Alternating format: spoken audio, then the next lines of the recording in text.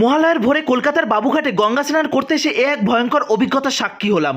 যা ঘটেছে জানলে আপনি চমকে উঠবেন। ঘড়ির কাঁটায় তখন বাজে 5:30, আর আমি এসে উপস্থিত হয়েছি কলকাতার বাবুঘাটে। তখন লক্ষ লক্ষ পুণ্যার্থী অলরেডি স্নান করে ফেলেছেন। পূর্বপুরুষদের জন্য তর্পণ করছেন, কেউ বা দিচ্ছেন পিণ্ডদান পূর্বপুরুষদের জন্য। প্রিয় বন্ধুরা, আজকের দিনটি ভীষণ গুরুত্বপূর্ণ, কেননা পিতৃপক্ষের অবসান ঘটিয়ে আজ দেবীপক্ষের সূচনা ঘটছে। তো প্রিয় বন্ধুরা, দেখতেই পাচ্ছেন আপনাদের সকলের প্রিয় মায়াপুর ব্লগ এখন এসে উপস্থিত হয়েছে কলকাতার বাবুঘাটে। চোখে মুখে আমার ঘুমের ছোঁয়া। কেন জানেন? কেননা বৃন্দাবন থেকে ভোররাতের ফ্লাইটে আমি এসে উপস্থিত হয়েছি দমদমে, কেননা আমি ছিলাম বৃন্দাবন, আর এখন এসেছি বাবুঘাট। এখানে গঙ্গা স্নান করব এবং এখান থেকে ফ্রেশ হব। কাছেই রয়েছে একটা বন্ধুর ভক্তর বাড়ি, সেখানে গিয়ে সকালের প্রসাদ পেয়ে তারপর আমি আবার শ্রীধাম মায়াপুরের দিকে রওনা দেব। তো প্রিয় বন্ধুরা, আপনাদের কাছে বিনম্র অনুরোধ, আমাদের চ্যানেলে নতুন সদস্য হলে চ্যানেলটি সাবস্ক্রাইব করুন, বেল আইকনটি অল করে রাখবেন। ফেসবুক পেজ থেকে দেখলে পেজটিকে ফলো করে রাখতে ভুলবেন না। প্রিয় বন্ধুরা, চলুন তাহলে সম্পূর্ণ ভিডিওটি দেখে নেওয়া যাক কি ঘটেছে এই বাবুঘাটের গঙ্গার তীরে। দেখতেই পাচ্ছেন লক্ষ লক্ষ পুণ্যার্থী ছুটে এসেছে বাবুঘাটে। শুধু কি বাবুঘাটে? না, বাবুঘাটে নয়, ভারতবর্ষের বিভিন্ন প্রান্তে গঙ্গার তীরে আজ কিন্তু এই পুণ্য স্নান করে থাকেন প্রত্যেকেই। কেউ বা করে থাকেন পূর্বপুরুষদের জন্য তর্পণ, কেউ বা পিণ্ডদান করে থাকেন। কেননা আজকের দিনটি ভীষণ গুরুত্বপূর্ণ।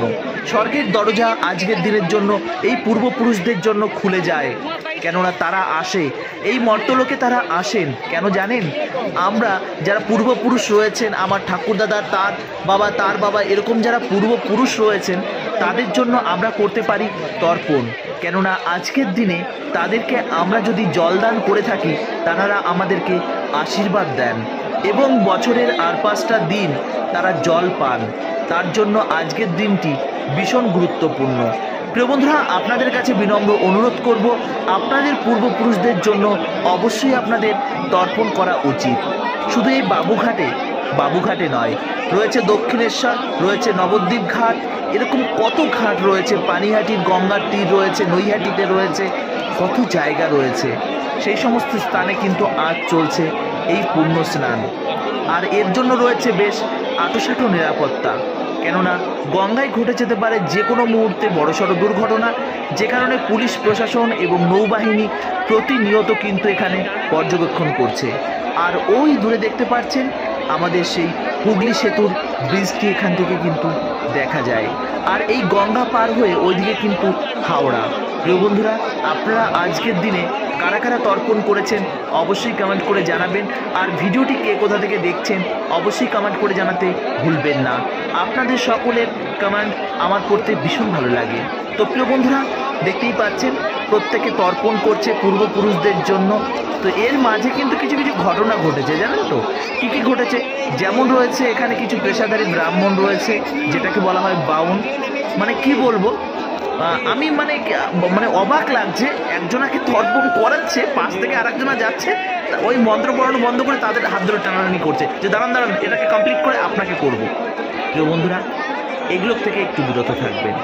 আমি বলছি না এদেরকে অ্যাভয়েড করুন, কিন্তু কি বলুন তো, আর যারা এই তর্পণের কাজ বা এই ব্রাহ্মণের কাজ, পুরোহিতের কাজ যারা খুব মানে কি বলবো শুদ্ধতার সঙ্গে করছে, তাদেরকে জানাই শ্রদ্ধা। কেননা আপনি কারোর কাছ থেকে প্রণামী বা দক্ষিণা যখন নেবেন, তার একদম পূর্ণাঙ্গ কাজটি আপনার করা উচিত। কেননা আপনারা যদি পূর্ণাঙ্গ কাজটি না করেন, তাহলে এই তর্পণের কোনো মানেই বা অর্থই থাকে না।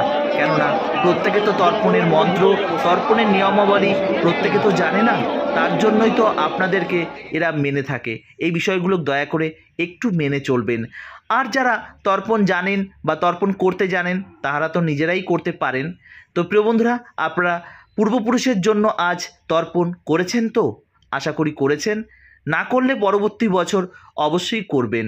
আজকের দিনে কিন্তু দেবী তিনি কিন্তু রওনা দেন আমাদের এখানে আসার জন্য। কেননা আজকের দিন থেকেই শুরু হয় দেবীপক্ষের শুভ সূচনা, পিতৃপক্ষের অবসান ঘটিয়ে। কলকাতার রাজপথে সেজে উঠবে বিভিন্ন রকমের গানের ছোঁয়ায়, বিভিন্ন রকমের মায়ের মন্দির, প্যান্ডেল, আরও কত কিছু, যেটা আমাদের বাঙালিদের কাছে ভীষণ আবেগ এবং ভালোবাসার একটা মুহূর্ত এবং সময়ের সূচনা আজকের দিনে শুরু হয়ে গেছে। তবে কি জানেন তো, যখন আমরা ছোট্ট ছিলাম তখন বেশ মজা লাগতো। সারা রাত্রি আমরা ঘুমোতাম না, পাড়াভর্তি প্রত্যেক বাচ্চারা জেগে থাকতাম, হই হট্টগোল, পিকনিক, কত আনন্দ করতাম।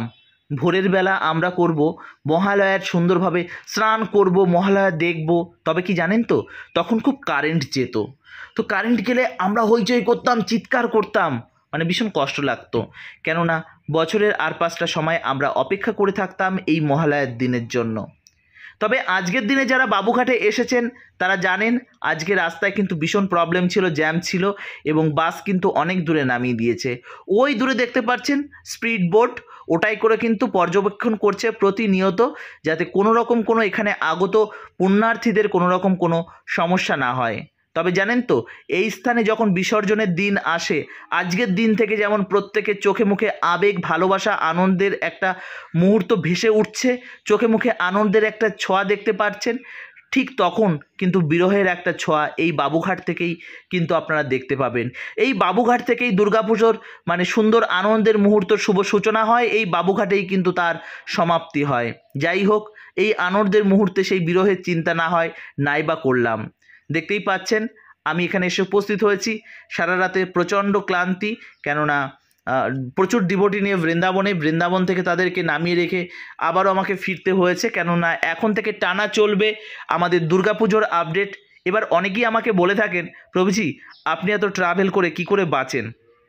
সত্যি কথা বলতে কি, ট্রাভেল আমার জীবন। কেননা আমি এত পরিমাণে ট্রাভেল করি, আমি যদি বাড়িতে বসে থাকি বা আমি এক জায়গায় থাকি, আমি একদম ভালো থাকি না। ঘুরে বেড়াতে আমার ভীষণ ভালো লাগে, বিশেষ করে বিভিন্ন ধর্মীয় স্থান এবং বিভিন্ন রকম ধাম আমার ঘুরতে ভীষণ ভালো লাগে। তো প্রিয় বন্ধুরা, এই বাবুঘাটটা কিন্তু ভীষণ সুন্দর লাগে। পাশেই রয়েছে, একদম পাশেই রয়েছে বিভিন্ন পার্ক রয়েছে, প্রিন্সেপ ঘাট রয়েছে, সেগুলোকে আজ নাইবা গেলাম। আমি জীবনে 1-2বার গেছি, খুব একটা ভালো লাগেনি জায়গাগুলো, কেননা সেখানে কাপলদের জন্য খুব উপযুক্ত একটা স্থান। একা মানুষ, আমি ওখানে গিয়ে কী বা করবো।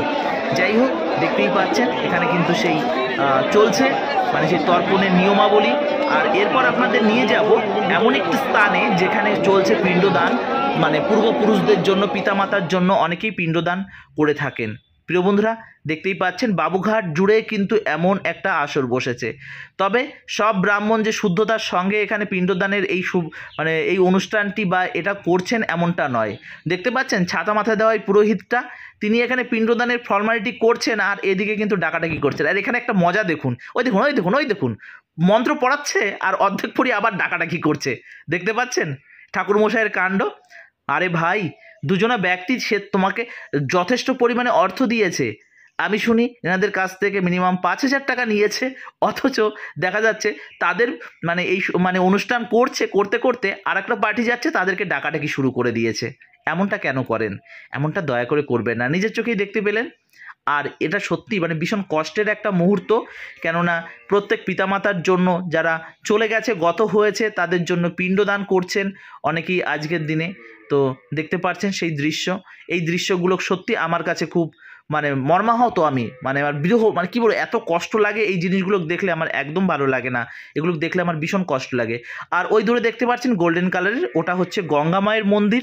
আমরা ওখানেও যাব, গঙ্গা মাকেও আপনাদের দর্শন করাবো। তো আজকে আপনারা যারা যারা এই গঙ্গা স্নান করেননি, সংকল্প করুন পরবর্তী বছর মহালয়ার পুণ্যতিথিতে অবশ্যই নিকটবর্তী যে কোনো স্থানে গিয়ে গঙ্গা স্নান করবেন। গঙ্গা না থাকলে বিভিন্ন নদী, সেখানে স্নান করবেন। আর সেটাও যদি সম্ভব না হয়, ভোরের বেলা আপনার টিউবওয়েল থেকে বা বাথরুমের পাম্প চালিয়ে অবশ্যই স্নান করবেন।